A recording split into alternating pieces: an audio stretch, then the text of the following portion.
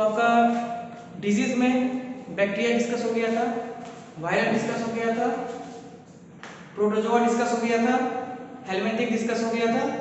अब जो आपका होगा वो है फंगल डिजीज। तो फंगल डिजीज ये कॉमन डिजीज है आपका और सबसे ज्यादा इन्फेक्शियस डिजीज है। हम डिजीज जानते हैं, हम नॉर्मल डे में यूज करते हैं, ये आपका रिंगवॉर्म।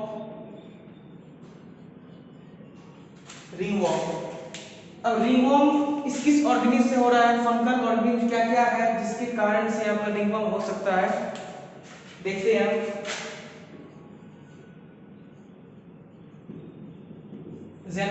जेनरस क्या क्या है, सबसे पहले आपका है माइक्रोस्पोरम, दूसरा है ट्राइकोफाइटन एंड थर्ड है आपका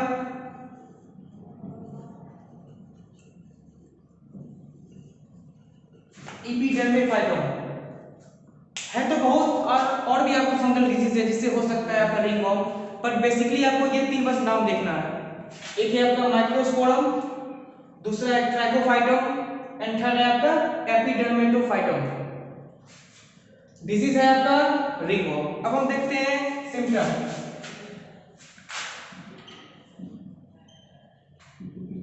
सबसे पहले क्या हो जाता है आपका intense etching,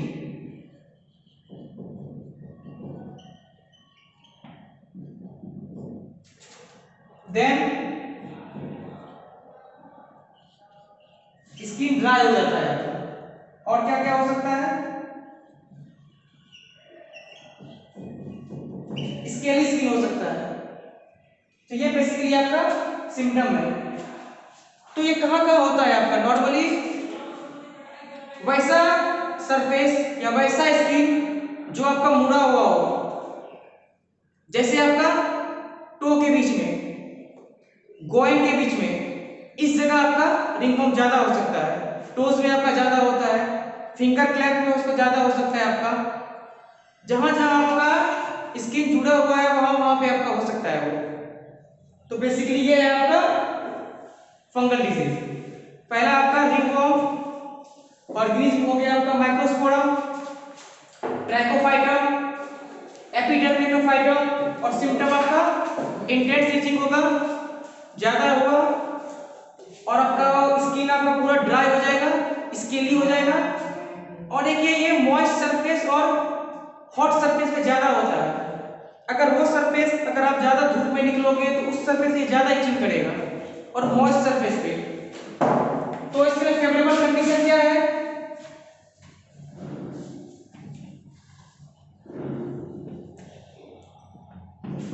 favourable condition hot climate, moist surface, ये हो गया आपका फंगल डिजीज। अब हम देखते हैं इसके बाद एड्स। एड्स में बेसिकली हमें क्या क्या पढ़ना है, पहले वो डिस्कस कर लेते हैं। सबसे पहले आपका एड्स का full form, acquired immuno deficiency syndrome. इस फुल फॉर्म से ही पता चलता है ये एक टाइप का आपका इम्यून डिफिशियंसी सिंड्रोम है। इम्यून डिफिशियंसी सिंड्रोम, इम्यून क्या है आपका, ये हम आगे डिस्कस करेंगे।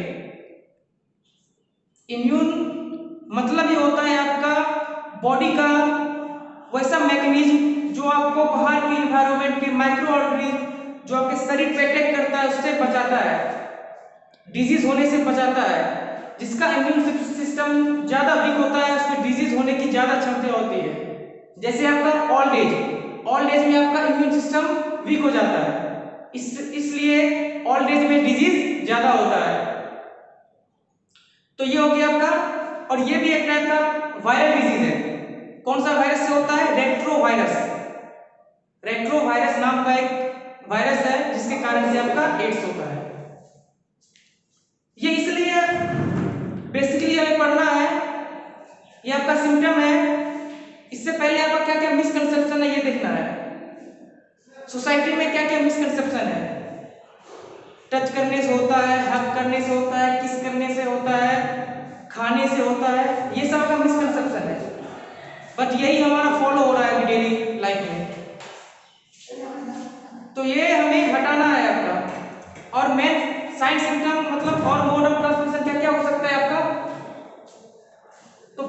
सबसे मेन जो आपका जिसके थ्रू ये मोड ऑफ ट्रांसमिशन है वो बस है आपका, सबसे पहला है sexual transmission with multiple partner.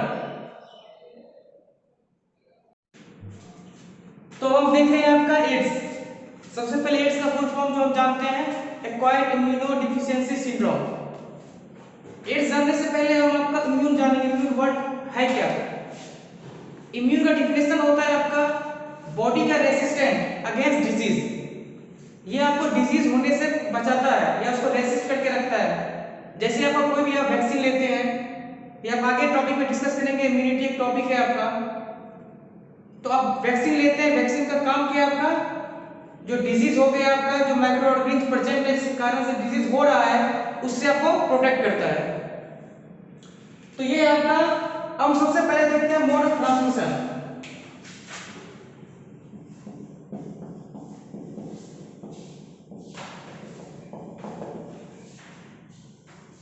Mode of transmission आपका पहला है आपका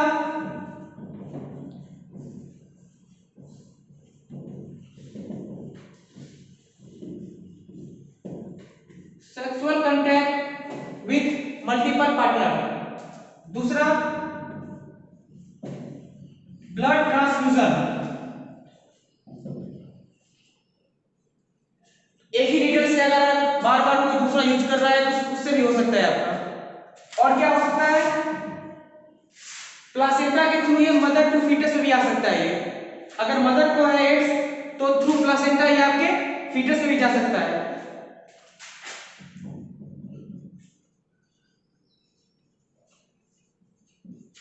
तो ये बेसिकली आपका मोड ऑफ ट्रांसमिशन है। और भी कुछ है, जैसे आप सीएरी ग्लास, और हो सकता है आपका इंजेक्टिव नीडल, ये सब भी आपका मोड ऑफ ट्रांसमिशन है। अब हम देखते हैं इसका मैकेनिज्म, एड्स होता कैसे है। सबसे पहले इसको जानने के लिए हमें वर्ड जानना है आपका, वो है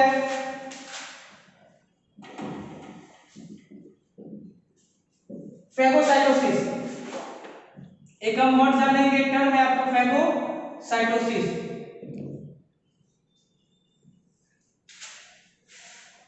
फैगोसाइटोसिस मतलब ये होता है आपका engulfment of foreign particle. Foreign particle कोई भी हो, कोई भी माइक्रो ऑर्गेनिज्म अगर आपके बॉडी के अंदर जा रहा है तो आपके बॉडी में ऐसा कोई सोल्जर प्रेजेंट है, आपके बॉडी में डब्ल्यूबीसी जैसा आपका सोल्जर है, उसी टाइप का प्रेजेंट है आपका। जैसे आपका मैक्रोफेज हो गया, ये सब क्या करता है आपका, जितने भी डिजीज है, जितने भी माइक्रो ऑर्गेनिज्म है उसको किल करता है। तो उसी प्रोसेस को हम लोग कहते हैं फैगोसाइटोसिस। तो macrophage, lymphocyte, helper cell, cytotoxic cell, basically चार है। Helper cell,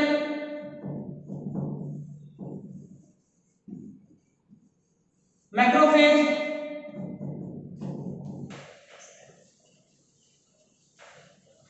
cytotoxic cell. तो ये बेसिकली हमें जानना है। फैगोसाइटोसिस हम जान गए, कोई भी माइक्रो ऑर्गेनिज्म अगर आपकी बॉडी में आ गया अंदर तो वो फैगोसाइटोसिस के प्रोसेस के वो डेड हो जाता है। इससे हमारा बॉडी रेसिस्ट करता है डिजीज के अगेंस्ट।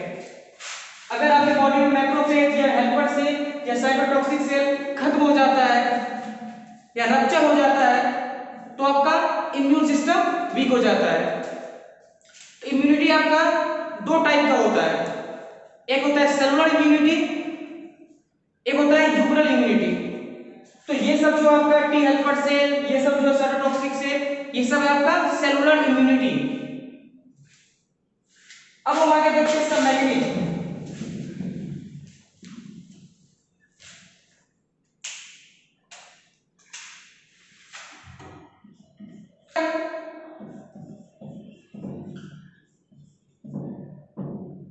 एचआईवी को जानते हैं हम लोग, ह्यूमन इम्यूनो वायरस। एचआईवी जो है आपका, इसके थ्रू क्या होता है आपका, ये आपको रप्चर कर देता है,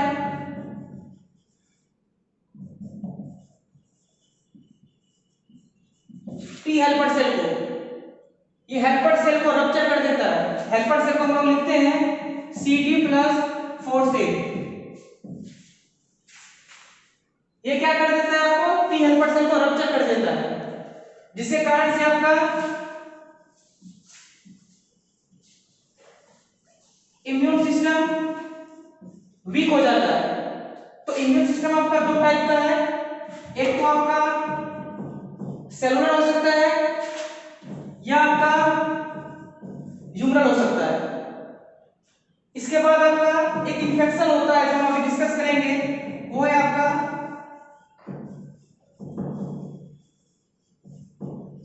अपॉर्चुनिस्टिक इन्फेक्शन। अपॉर्चुनिस्टिक इन्फेक्शन क्या है, ये हम अगले स्लाइड में डिस्कस करते हैं। अब हम देखते हैं आपका अपॉर्चुनिस्टिक इन्फेक्शन क्या है।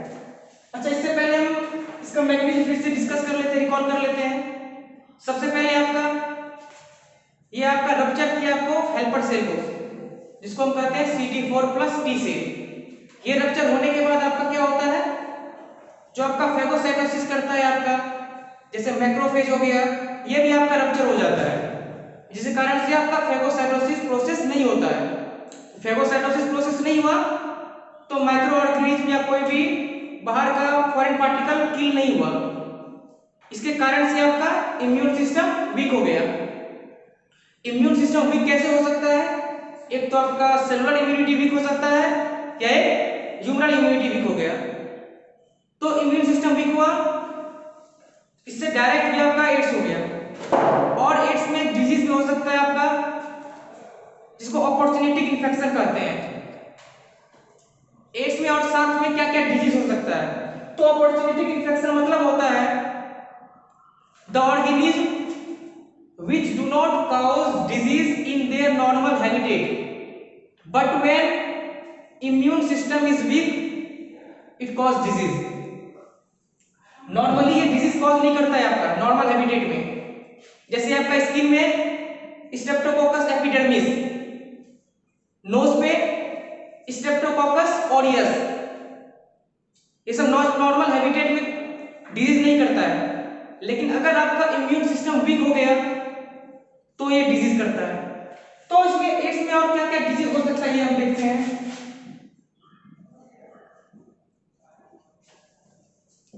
माइकोबैक्टीरियम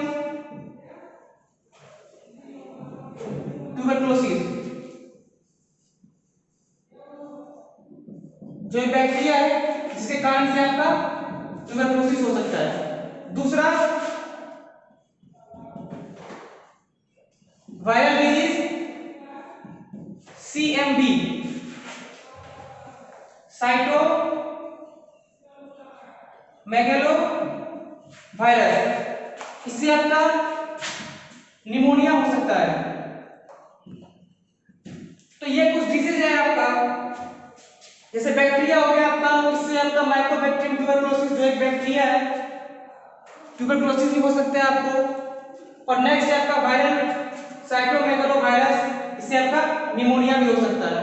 ऐसा बहुत डिजीज है। एक और देख लेते हैं हम, जैसे फंगल, इससे आपका हो सकता है कैंडिडा, एक कैंडिडा स्पीसीज है जो एक फंगल ऑर्गेनिज्म है, इससे डिजीज आपका हो सकता है।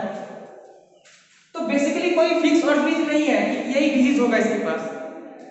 अपॉर्चुनिस्टिक इन्फेक्शन मतलब ये होता है आपका, अगर आपका इम्यून सिस्टम वीक हो गया तो वो डिजीज तो होगा ही, साथ में आपका एक्स्ट्रा डिजीज भी हो सकता है। तो ये हो गया आपका अपॉर्चुनिस्टिक इन्फेक्शन। अब हम देखते हैं टेस्ट क्या क्या करते हैं। सबसे पहले स्क्रीनिंग टेस्ट करते हैं, बस टेस्ट का नाम याद रखना है आपको। एक टेस्ट है आपका एलाइसा, एक टेस्ट है आपका एलिसा ई,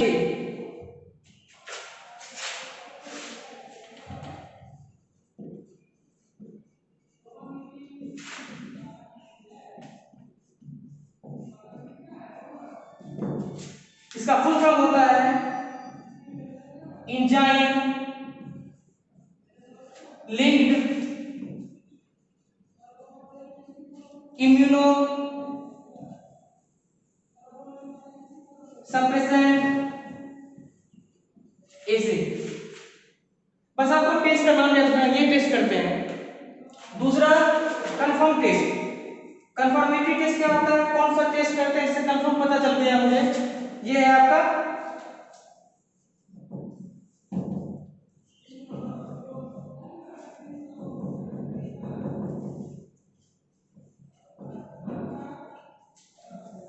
वेस्टर्न ब्लॉट टेक्निक। बस आपको नाम याद रखना है। एक हो गया आपका एलिजा एंजाइम लिंक इम्यूनोसप्रेसेंट एसे, एक दूसरा हो गया वेस्टर्न ब्लॉट। तो एक स्ट्रक्चर हम देखते हैं आपका एड्स का स्ट्रक्चर कैसा होता है। तो अब देख रहे हैं आपका स्ट्रक्चर ऑफ एड्स बेसिकली इस टाइप का रहता है। अब इसका नेमिंग हम देखते हैं। सबसे पहले इसे कहते हैं ग्लाइकोप्रोटीन का बना हुआ रहता है, ये ग्लाइकोप्रोटीन 121। ये हो गया आपका ग्लाइकोप्रोटीन 41 और ये अंदर का जो मेम्ब्रेन है ये हो गया आपका लिपोप्रोटीन का, ये हो गया आपका लिपोप्रोटीन का। और अंदर में आपका प्रेजेंट रहता है आरएनए, जो है आपका सिंगल स्ट्रैंडेड आरएनए, ये आपका सिंगल स्ट्रैंडेड आरएनए। और इधर आपका एक एंजाइम प्रेजेंट रहता है जो है आपका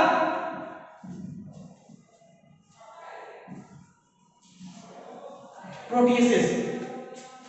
तो ये आपका एड्स का स्ट्रक्चर। अब हम एक बार रिकॉल कर लेते हैं। आपका एड्स आपका रेट्रोवायरस नाम के वायरस से होता है। ये आपका बेसिकली सेक्सुअल कंटेक्ट से होता है, या आपका ब्लड ट्रांसफ्यूजन से हो सकता है। और आपका ये नॉर्मल सोसाइटी में मिसकंसेप्शन है कि ये टच करने से होता है इन्फेक्टेड पर्सन को, या हग करने से होता है, तो ये मिसकंसेप्शन है। और इंडिया में सबसे पहले आपका 1961 में चेन्नई में केस देखा गया था, सबसे फर्स्ट केस एड्स का 1961 में। तो ये आपका एड्स का स्ट्रक्चर। एक मैकेनिज्म भी देख लेते हैं। नॉर्मली ये कब होता है, जब आपका इम्यून सिस्टम वीक हो जाए। तो इम्यून सिस्टम वीक कब होता है, जब आपका फेगोसाइटोसिस प्रोसेस काम नहीं करता है। फेगोसाइटोसिस मतलब क्या होता है, कोई भी आपका सोल्जर, बॉडी का ऐसा सोल्जर जो आपको बाहर के माइक्रो ऑर्गेनिज्म से प्रोटेक्ट करता है, अगर वो खत्म हो जाए तो आपका इम्यून सिस्टम वीक हो जाएगा। तो इसका मैकेनिज्म में सबसे पहले क्या होता है, टी हेल्पर से, एक साइड का लिम्फोसाइट है टी हेल्पर से, इसका फंक्शन हो सकता है, बहुत फंक्शन है इसका। एक फंक्शन आपका फेगोसाइटोसिस को फेगोसाइटोसिस करवाता है ये। अगर ये आपका रप्चर हो गया तो आपका मैक्रोफेज भी रप्चर हो जाएगा। मैक्रोफेज रप्चर हो गया तो आपका फेगोसाइटोसिस नहीं होगा। फेगोसाइटोसिस नहीं हुआ तो आपका इम्यून सिस्टम वीक हो गया। इम्यून सिस्टम वीक आपका दो टाइप से होता है, एक सेलुलर, एक ह्यूमरल। सेलुलर और ह्यूमरल वीक होने से आपका अपॉर्चुनिटी इन्फेक्शन होता है, जिससे एड्स होता है। तो ये आपका एड्स लेक्चर खत्म हो गया। कल हम नेक्स्ट वीडियो में स्टार्ट करेंगे आपका कैंसर।